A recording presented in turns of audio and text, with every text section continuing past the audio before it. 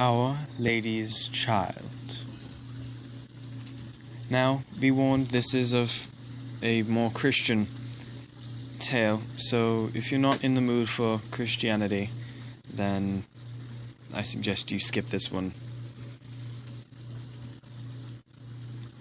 Near a great forest dwelt a woodcutter with his wife, who had an only child, a little girl 3 years old.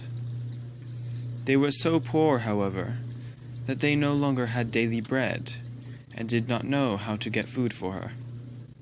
One morning the woodcutter went out sorrowfully to work in the forest, and while he was cutting wood, suddenly there stood before him a tall and beautiful woman with a crown of shining stars on her head, who said to him, "I am the Virgin Mary, mother of the child Jesus.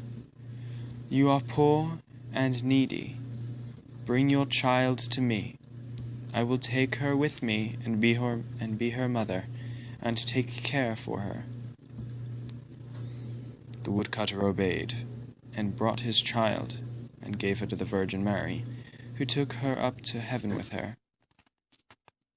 There the child fared well, ate sugar cakes, and drank sweet milk. And her clothes were of gold, and the little angels played with her. And when she was 14 years of age, the Virgin Mary called to her one day and said, "Dear child, I am about to make a journey. So take into your keepings the keys of the 13 doors of heaven. 12 of these you may open, and behold the glory which is within them. But the 13th, which is this little key to which it belongs, is forbidden. Beware of opening it, or you will bring misery on yourself."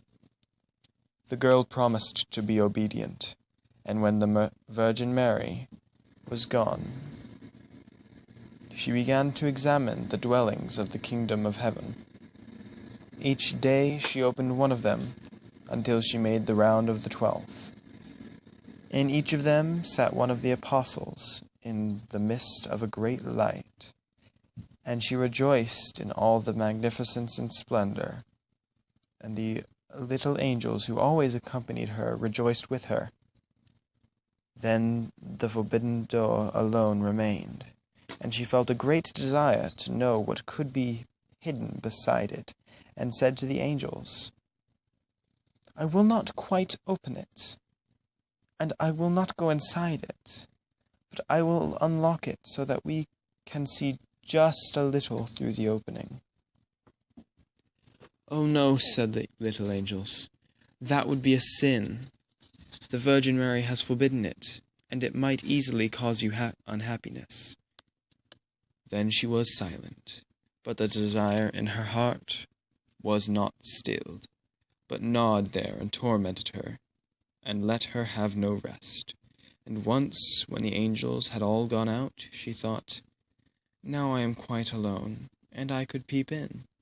If I do it, no one will ever know." She sought out the key, and when she had got it in her hand, she put it in the lock, and when she put it in, she turned it round as well. Then the door sprang open, and saw there the Trinity, sitting in fire and splendor. She stayed there a while, and looked at everything in amusement and amazement. Then she touched the light a little with her finger, and it became quite golden. Immediately a great fear fell upon her. She shut the door violently and ran away. Her terror, too, would not quit her. Let her do what she might, and her heart would beat continuously, and would not be still. The gold, too, stayed on her finger, and would not go away, no matter how much she rubbed it and washed it. It was not long before the Virgin Mary came back from her journey. She called the girl before her, and asked her to have the keys of heaven back. When the maiden gave her the bunch, the Virgin looked into her eyes and said, Have you opened the 13th door as well?" "No," she replied. Then she laid her hand on the girl's heart, and felt how it beat and beat, and saw right well that she had disobeyed her order, and had opened the door. Then she said once again, "Are you certain that you have not done it?" "Yes," said the girl for the second time. Then she perceived the finger which had become golden from touching the fire of heaven, and saw well that the child had sinned, and said for the third time, "Have you not done it?" "No," said the girl for the third time.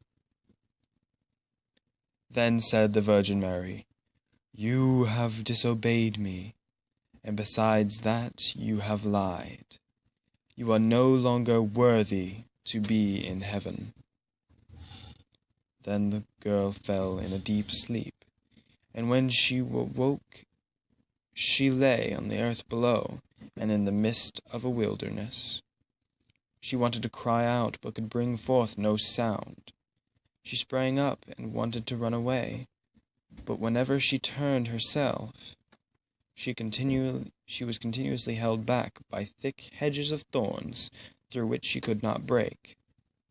In the desert in which she was imprisoned, there sat an old hollow tree, and this had to be her dwelling place. Into this she crept when night came, and here she slept. Here, too, she found a shelter from storm and rain, but it was a miserable life. And bitterly did she weep when she remembered how happy she had been in heaven, and how the angels played for her. Roots and wild berries were her only food, and for these she searched as far as she could to go. In the autumn she picked up the fallen leaves or nuts, and carried them into the hole. The nuts were her food in winter, and when snow and ice came, she crept among the leaves like a poor little animal, that she might not freeze. Before long all her clothes were torn, and one bit of them after another fell off of her. As soon, however, as the sun shone warm again, she went out and sat in front of the tree, and her long hair covered on all sides like a mantle. Thus she sat year after year, and felt the pain and misery of the world. One day, when the trees were once more clothed in fresh green, and the king of the country was hunting in the forest, and followed a deer, and as it had fled into the thicket which shut in this part of the forest, he got off of his horse, tore the bushes asunder, and cut himself a path with his sword.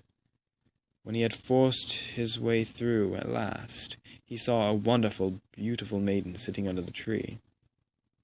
And she sat there, and was entirely covered with her golden hair down to her very feet. He stood still and looked at her full of surprise, and then he spoke to her. "Who are you? Why are you not sitting? Why are you sitting here in the wilderness?" But she gave no answer, for she could not open her mouth. The king continued, "Will you not go with me to my castle?" Then she just nodded her head a little.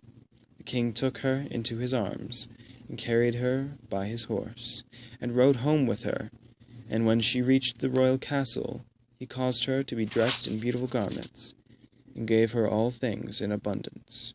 Although she could not speak, she was still so beautiful and charming that he began to love her with all his heart, and it was not long before he married her.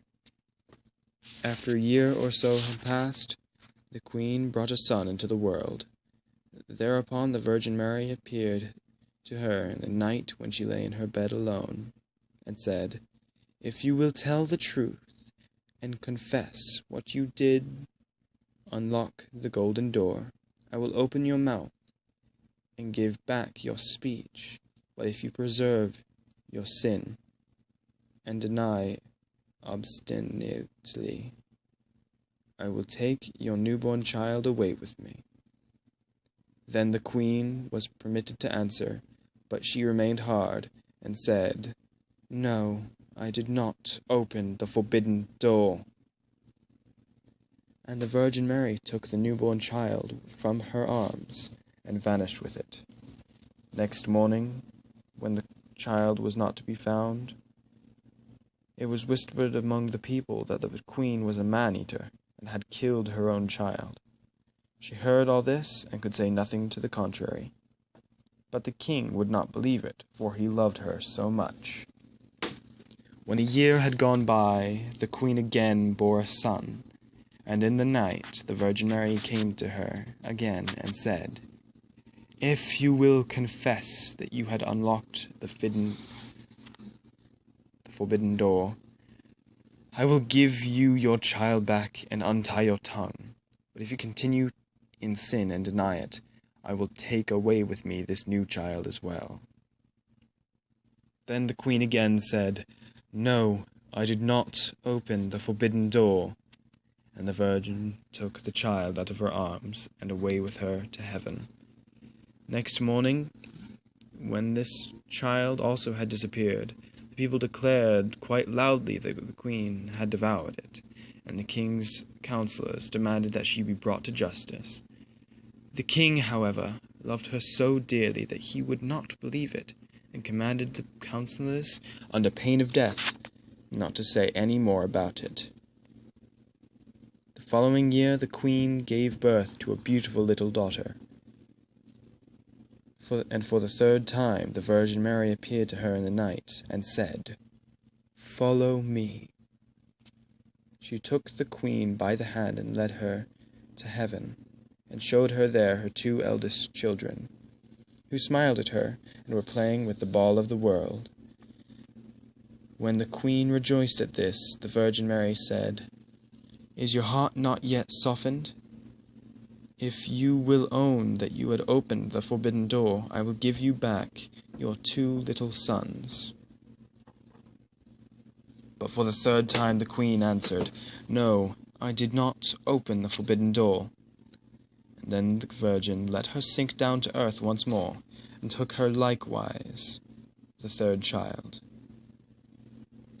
Next morning, when the loss was reported abroad, all the people cried loudly, "The queen is a man-eater! She must be judged!" And the king was no longer able to restrain his counselors. Thereupon a trial was held, and as she could not answer and defend herself, she was condemned to be burned alive. The wood was got together, and when she was fast bound to the stake and the fire began to burn round her, the hard ice of pride melted. Her heart was moved by repentance, and she thought, "If I could but confess before my death that I had opened the door." Then her voice came back to her, and she cried loudly, "Yes, Mary, I did it." And straightway rain fell from the sky and extinguished the walls of fire, and the light broke forth above her, and the Virgin Mary descended with two little sons by her side, and the newborn daughter in her arms. She spoke kindly to the queen, and said, "He who repents his sin and acknowledges it is forgiven." Then she gave her 3 children, untied her tongue, and granted her happiness for her whole life. I apologize for any mistakes I make in this.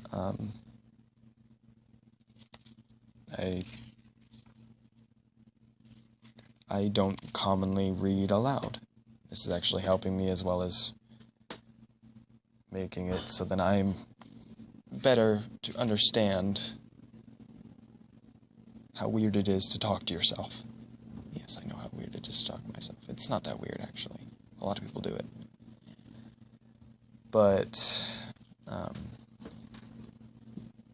again, thank you all for listening, whoever you may be.